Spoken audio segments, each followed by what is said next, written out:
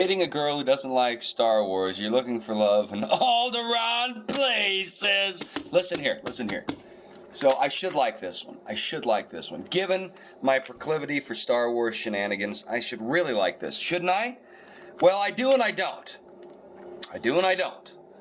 Number one, if this had been given to me before Disney Star Wars, I would have loved it. But number two, you can't look for love in all the wrong places.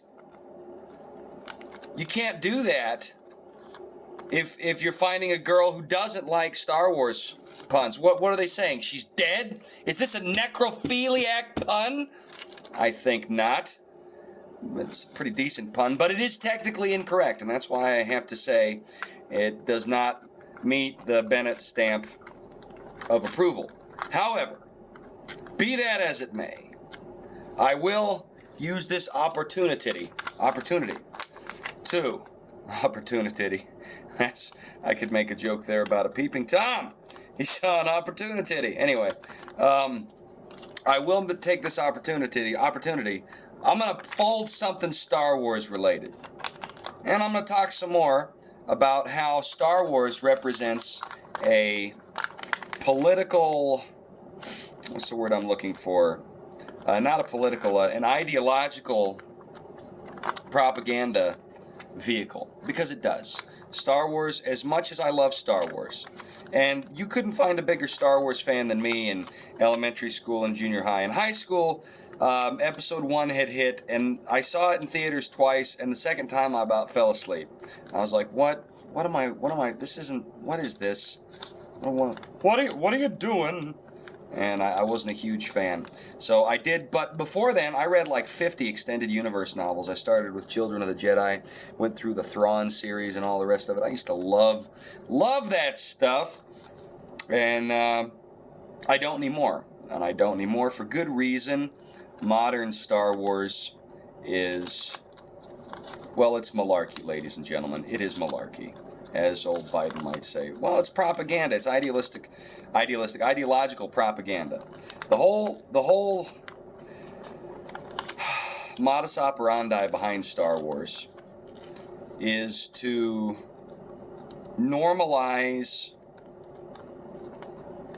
leftist ideologies and satanic ideologies by giving them a veneer of right-leaning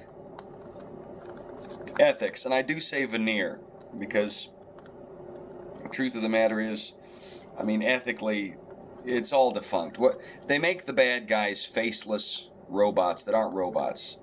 All right? They're human beings. I mean, the whole Disney Star Wars humanizes the stormtroopers. But then the stormtroopers can be male or female or black or white. There's probably a couple gay stormtroopers we haven't heard about. I'm sure that'll be some Star Wars series in the near future. I mean, they're already making Luke Skywalker gay. It's all about representation. That's a big reason I think they had, what's his name?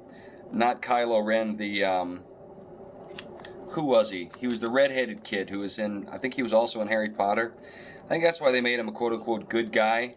Because really, when you get right down to it, the socialist ideology of modern leftist politics is the First Order. Now, I'm going to try blowing this up because it'll be a pyramidal shape that looks like something. I mean, this looks kind of like an A-wing right now. So let's see if I can blow it up. If you don't know, an A-wing, they're a neat little ship. Okay, so I blew it up, and now we have this thing, this pyramidal. This, you know what, it's not Star Wars, it's a pyramid. Pyramids, the Egyptians. Egyptians had an Eastern mythology. Star Wars is trying to give an Eastern mythology a Western veneer, so we'll say this is one of the bases on Yavin 4, which was actually shot in South America, and they were a bunch of, and the Aztecs were pulling people's hearts out and drinking the blood. I think Cortez was sent by God like Gideon. There were 500 conquistadors, 1 million people disappeared. Even though they were warlike in murdering their enemies. So